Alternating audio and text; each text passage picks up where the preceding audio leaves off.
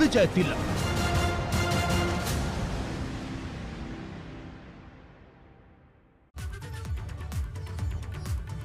नमस्कार, स्वागत है आपका। आप देख रहे हैं एबीपी गंगा। मैं हूं आपके साथ प्राची पाराशर। शुरुआत करेंगे और बात करेंगे यूपी के ओपिनियन पोल की, यानी जनता के दिल की आवाज। आपको बताएंगे कि अगर आज चुनाव हुए तो यूपी में किसकी बनेगी सरकार।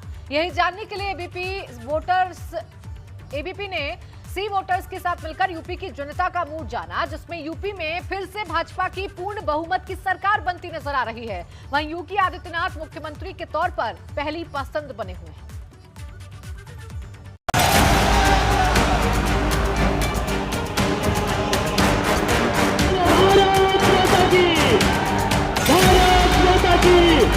योगी आदित्यनाथ जी। देश के सबसे बड़े सूबे की सबसे बड़ी जंग में अब सिर्फ कुछ दिन का वक्त बचा है। 10 फरवरी को यूपी का महासंग्राम शुरू हो जाएगा और 10 मार्च को नतीजे आएंगे। लेकिन अगर आज चुनाव हुए तो किसकी सरकार बनेगी, उत्तर प्रदेश के किस रीजन में किसे कितनी सीटें मिलेंगी, ये जानने के लिए एबीपी सी वोटर्स ने यूपी की जनता के मूड को समझने के लिए ओपिनियन पोल किया। सबसे पहले आपको पश्चिम का मिजाज दिखाते हैं, जहां 136 सीटें हैं, जिनमें से भाजपा को 71 से 75, सपा गठबंधन को 50 से 54, बसपा को 8 से 10, कांग्रेस को 1 से 3 और अन्य को 0 से 1 सीट मिलती नजर आ रही है।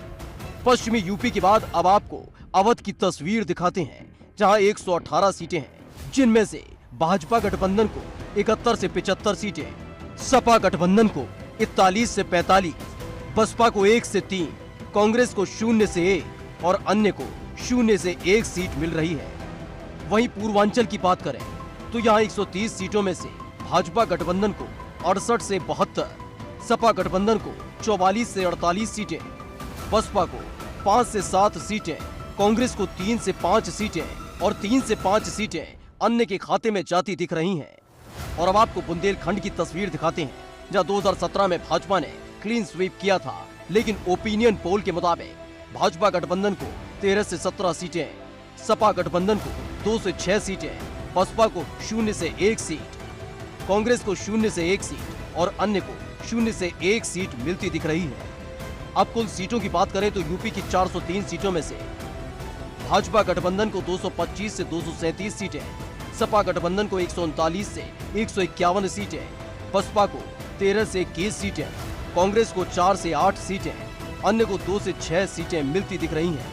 मतलब एक बार फिर यूपी में भाजपा की पूर्ण बहुमत की सरकार बन रही है। वहीं वोट प्रतिशत की बात करें तो भाजपा गठबंधन को 41%, सपा गठबंधन को 35%, बसपा को 14%, कांग्रेस को 7%, अन्य को 3% वोट मिल रहे हैं। यानी हर मोर्चे पर भाजपा पहले पायदान पर नजर आ रही है। अब आपको मुख्यमंत्री की पहली पसंद दिखाते हैं, क्योंकि ओपिनियन पोल के मुताबिक यूपी में सीएम की पसंद के तौर पर योगी आदित्यनाथ 44% के साथ सबसे पहले पायदान पर है। वहीं अखिलेश यादव 34%, मायावती 16%, प्रियंका गांधी 4%, जयंत चौधरी 1% और अन्य 1% पसंद है। मतलब यूपी में जहां फिर से भाजपा की सरकार बन रही है, वहीं मुख्यमंत्री योगी सूबे की जनता की पहली पसंद बने हुए हैं। Bureau report, ABP Ganga.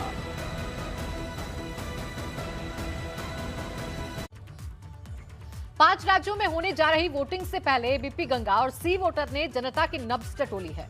आपको दिखाने जा रहे हैं उत्तराखंड की जनता का मूड कि आखिर वोटिंग से ठीक पहले क्या है उत्तराखंड की जनता का मिजाज और कौन है उत्तराखंड के सीएम पद की पहली पसंद। देखिए वोटिंग से पहले फाइनल ओपिनियन पोल।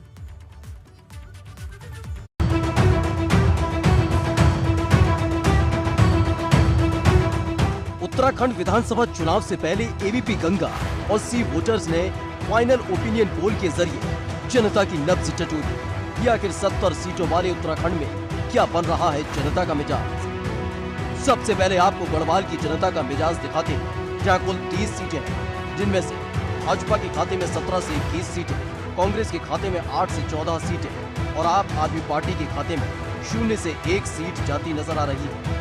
यानी गढ़वाल मंडल में भाजपा की स्थिति मजबूत नजर आ रही है।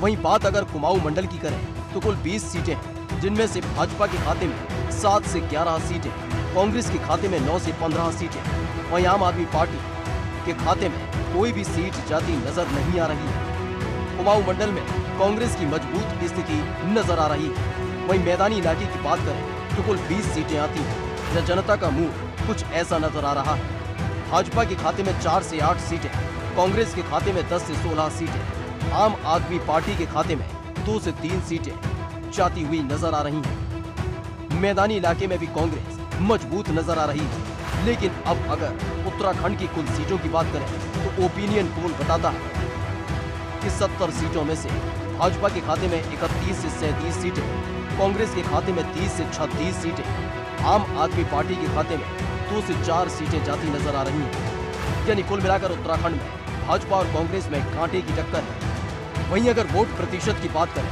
तो भाजपा को 43% वोट, कांग्रेस को 41% वोट, आम आदमी पार्टी को 13% वोट, तो वहीं अन्य के खाते में 3% वोट जाते नजर आ रहे हैं। यानी भाजपा की स्थिति मजबूत है। ऐसे में एक सवाल उत्तराखंड के सीएम की पसंद को लेकर भी किया गया था, जिसमें 39% लोगों ने कहा कि हरीश रावत सीएम पद की पहली पसंद है। वहीं 36% लोगों ने पुष्कर सिंह धामी को उत्तराखंड में सीएम की पहली पसंद बताया। वहीं 11% लोगों ने कर्नल अजय कोठियाल को उत्तराखंड में सीएम की पहली पसंद बताया। यानी उत्तराखंड की जनता हरीश रावत के चेहरे पर ज्यादा भरोसा कर रही है। Bureau report, ABP Ganga. यूपी विधानसभा चुनाव के लिए भारतीय जनता पार्टी कल अपना संकल्प पत्र जारी करने जा रही है। भाजपा ने अपने चुनाव घोषणा पत्र को संकल्प पत्र के नाम से पेश करने वाली है और इस बार यूपी के लिए भाजपा ने अपने घोषणा पत्र को लोक कल्याण संकल्प पत्र का नाम दिया है। कल संकल्प पत्र जारी होने के मौके पर भाजपा के कई दिग्गज नेता शामिल होंगे। मुख्यमंत्री योगी आदित्यनाथ, गृह मंत्री अमित शाह, यूपी भाजपा अध्यक्ष स्वतंत्र देव सिंह, यूपी चुनाव प्रभारी धर्मेंद्र प्रधान, सह प्रभारी अनुराग ठाकुर, दोनों डिप्टी सीएम केशव प्रसाद मौर्य और दिनेश शर्मा, लक्ष्मीकांत वाजपेयी समेत भाजपा के कई बड़े नेता मौजूद होंगे। कल भाजपा अपने संकल्प पत्र में उत्तर प्रदेश के लिए बिजली बिल, किसानों और युवाओं को रोजगार समेत कई बड़े वादे कर सकती है।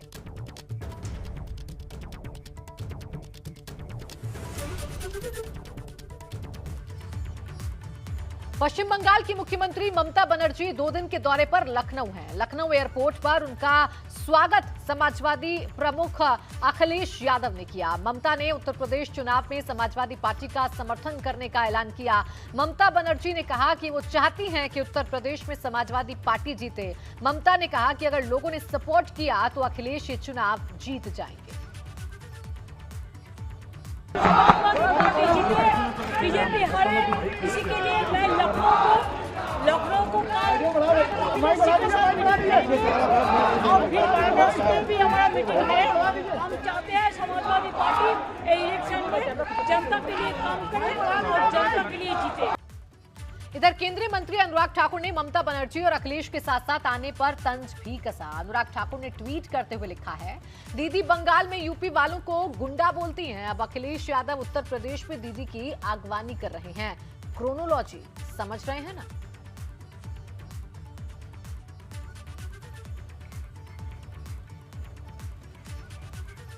ने उम्मीदवारों की एक और लिस्ट जारी की है। महाराजगंज जिले की हाई प्रोफाइल सीट नौतनवा विधानसभा से बसपा से अमन मणि त्रिपाठी को उम्मीदवार बनाया है। इस विधानसभा से सभी प्रमुख दलों के प्रत्याशी घोषित हो चुके हैं। साल 2017 में भी अमन मणि त्रिपाठी ने यहां से निर्दलीय वो विधायक रहे। इस विधानसभा से साल 1951 में राम अवध सिंह कांग्रेस से यहां के पहले विधायक बने। बाद में पूर्वांचल में बाहुबली नेता के रूप में पहचान रखने वाले वीरेंद्र शाही 1985 का चुनाव यहां से जीते। इसके बाद 1989 में पहली बार कांग्रेस की सीट पर अमर मणि त्रिपाठी विधायक बने, लेकिन 1991 में अखिलेश सिंह ने जनता पार्टी के टिकट पर उन्हें शिकस्त दी और लगातार 2 बार विधायक रहे। साल 2007 में फिर अमर मणि त्रिपाठी चुनाव जीते, लेकिन 2012 में कौशल सिंह कांग्रेस के टिकट पर अमन मणि त्रिपाठी को शिकस्त उन्होंने दी। इसके बाद 2017 में भाजपा की लहर में भी अमन मणि त्रिपाठी निर्दलीय प्रत्याशी के तौर पर जीते। समाजवादी पार्टी ने आज 24 उम्मीदवारों की 7वीं सूची जारी की। इसमें गोरखपुर सीट पर मुख्यमंत्री योगी आदित्यनाथ के सामने भाजपा के कद्दावर नेता स्वर्गीय उपेंद्र दत्त शुक्ला की पत्नी सुभावती शुक्ला को प्रत्याशी बनाया। बलिया सदर से दयाशंकर के खिलाफ सपा ने नारद राय को उम्मीदवार बनाया है। आजमगढ़ की मुबारकपुर सीट से अखिलेश यादव नाम के कैंडिडेट को टिकट दिया गया है। तो ये समाजवादी पार्टी की जो लिस्ट है वो जारी हो गई है और तमाम जो हाई प्रोफाइल सीट हैं उस पर अपने कैंडिडेट्स की घोषणा कर दी है। मुख्यमंत्री के खिलाफ शुभावती शुक्ला को समाजवादी पार्टी ने गोरखपुर शहर सीट से प्रत्याशी बनाया है। इसके साथ ही साथ अगर बात करें बलिया सीट की, तो बलिया सीट से दयाशंकर सिंह के खिलाफ नारद राय को चुनावी मैदान में समाजवादी पार्टी की तरफ से उतारा गया है। बलिया की बैरिया सीट से भाजपा विधायक सुरेंद्र सिंह ने टिकट कटने के बाद बगावत कर दी है। उन्होंने एबीपी गंगा से बात करते हुए कहा कि मैं किसी से टिकट मांगने नहीं जाऊंगा, लेकिन जो दल सम्मान देगा उसके साथ जाने में कोई गुरेज नहीं है। उन्होंने कहा कि भाजपा बलिया में सारी सीटें हारेगी। हालांकि दयाशंकर सिंह को आशीर्वाद देने के सवाल पर उन्होंने कहा कि वो मेरे परिवार के सदस्य हैं। हमारे साथ बलिया के बैरिया से विधायक सुरेंद्र सिंह मौजूद है। सिंह साहब, इस बार क्या कमी रहेगी जो आपका टिकट कट गया? अब ये तो उत्तर आप हमारे जो काटने वाले नेतृत्व वर्ग है उन सम्मानित लोगों से पूछिए, हमसे क्यों पूछते हैं?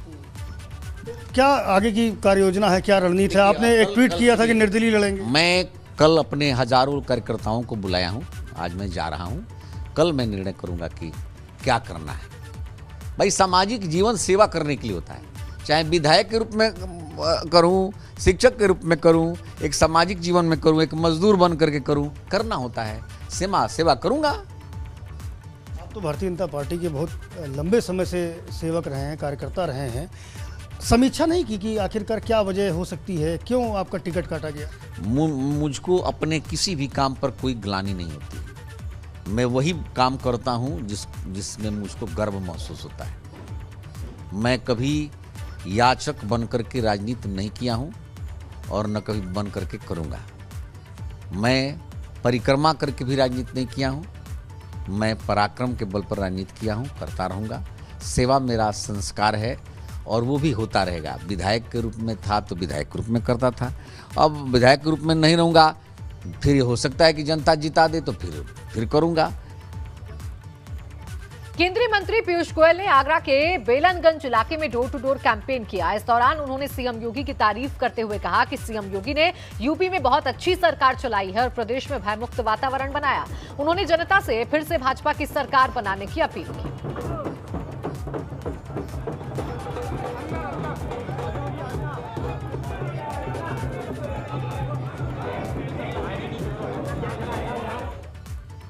यूपी की योगी सरकार के कैबिनेट मंत्री नंदगोपाल गुप्ता नंदी ने इलाहाबाद दक्षिण सीट से अपना नामांकन दाखिल किया। नामांकन से पहले उन्होंने शहर के बहादुरगंज इलाके में स्थित प्राचीन मनोकामना मूर्ति शिव मंदिर में पूजा अर्चना की। शिवलिंग के सामने दंडवत होकर खास अंदाज में भोलेनाथ की आराधना की और उनसे जीत का आशीर्वाद मांगा।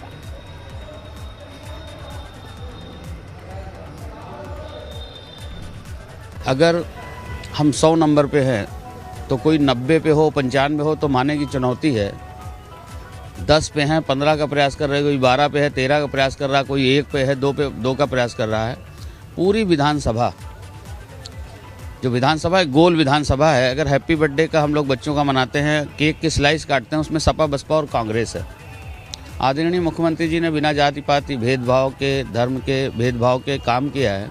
प्रदेश के अंतिम गाँव तक विकास की रोशनी पहुँचे, प्रदेश के अंतिम व्यक्ति को सरकार की योजनाओं का लाभ पहुंचे, इसके लिए काम किया है।